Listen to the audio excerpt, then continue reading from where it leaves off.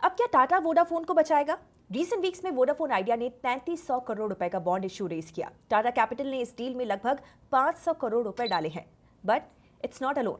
Hi everyone, मैं हूं Gauri. Vodafone Idea के इस बॉन्ड इशू में किसने पार्टिसिपेट किया and what does it indicate? That will be the first story of the video. Second story में अंबुजा सीमेंट्स ने एसीसी और ओरिएंट सीमेंट को अपने अंदर मर्ज करने का डिसीजन लिया है। इससे अडानी ग्रुप अपने सीमेंट बिजनेस को वन सीमेंट प्लेटफॉर्म में कंसोलिडेट कर रहा है और मार्केट ने इसको पॉजिटिवली लिया है। So what does this merger mean for Ambuja, ACC and Orient? Third story में इंडिया के आईपीओ मार्केट में 2026 की ओपनिंग बेल एक पीएसयू कर सकता है। कोल इंडिया की subsidiary Bharat coking coal limited यानी बीसीसीएल अपने आईपीओ के लिए ऑलमोस्ट रेडी है और मीडिया रिपोर्ट्स के अकॉर्डिंग ये इशू अगले 2 हफ्तों में दलाल स्ट्रीट पर आ भी जाएगा। तो ये कंपनी करती क्या and what are the deeds of this IPO? Let's get to it. पहली स्टोरी में डेट रिटन वोडाफोन आइडिया के 3,300 करोड़ रुपीस के बॉन्ड इशू में टाटा कैपिटल के अलावा JM financial credit solutions, Aditya Birla capital और हीरो फिनकॉर्प सब ने around 400 crore rupees each commit किया। नोमुरा ने भी एनबीएफसी रूट और फॉरेन इन्वेस्टर रूट दोनों के थ्रू इस फंड रेजिंग राउंड में पार्टिसिपेट किया है। अपार्ट फ्रॉम दीज कुछ म्यूचुअल फंड्स और फॉरेन इन्वेस्टर्स से भी इसमें इंटरेस्ट दिखाई दिया है। So, why are these heavyweights suddenly interested in the troubled Vodafone idea? देखिए, आई डोंट नो आपने नोटिस किया कि नहीं, बट जो भी नाम मैंने आपको अभी बताए वो ट्रेडिशनल बैंक्स नहीं हैं। ये हैं एनबीएफसीज, म्यूचुअल फंड्स एक्सेट्रा, और इन्हें अट्रैक्ट किया है इस इशू के रिस्क रिवॉर्ड फैक्टर ने। समझते हैं कैसे।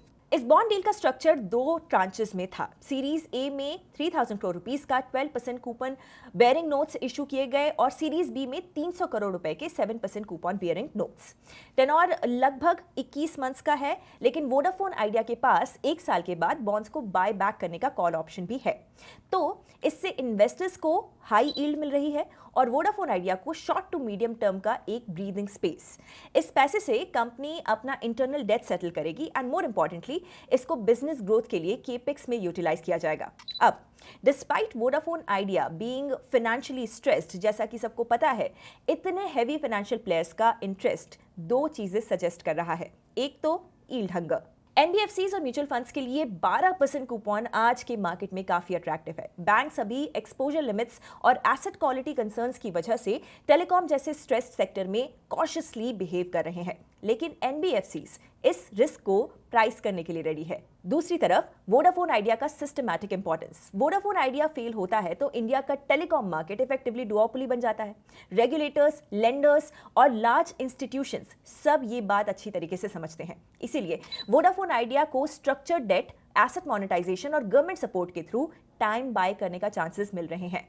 अप्रैल में गवर्नमेंट ने भी स्पेक्ट्रम ड्यूज का एक हिस्सा इक्विटी में कन्वर्ट किया, जिससे उनका वोडाफोन आइडिया में 48.99% स्टेक हो गया।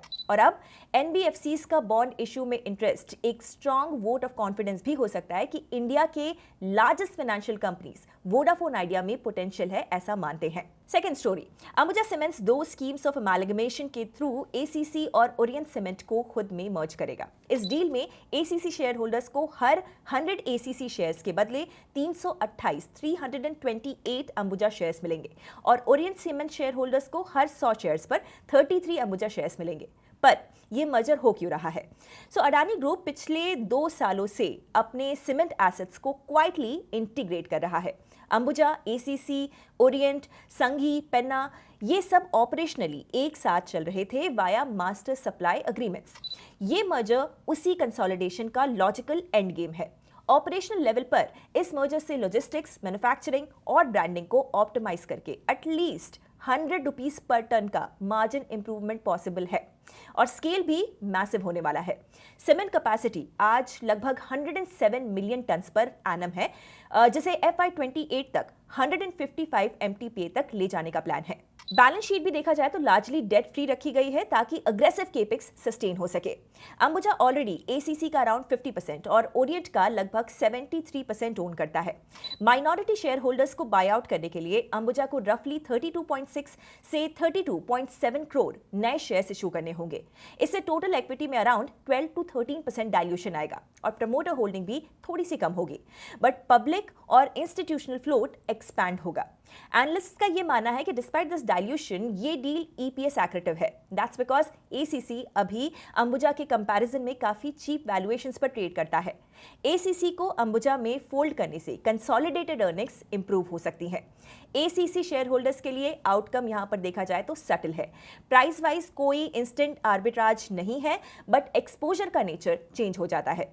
एक relatively cheap stand alone regional player से निकलकर इन्वेस्टर्स एक pan India higher growth cement platform में मूव करते हैं। ओरिएंट सीमेंट के माइनॉरिटी शेयर होल्डर्स क्लियरली यहां पर विनर्स हैं। उनको शेयर प्राइस पे प्रीमियम भी मिल रहा है और साथ ही स्मॉल कैप रीजनल कंपनी से एग्जिट करके वो एक much larger financially stronger platform में एंट्री ले रहे हैं। यस, कुछ रिस्क्स भी हैं, रेगुलेटरी डिलेस, इंटीग्रेशन कॉम्प्लेक्सिटी और सबसे इंपॉर्टेंट प्रॉमिस्ड 100 रुपीज पर टन सिनर्जीज को एक्चुअली डिलीवर ना कर पाने का बिजनेस रिस्क भी है।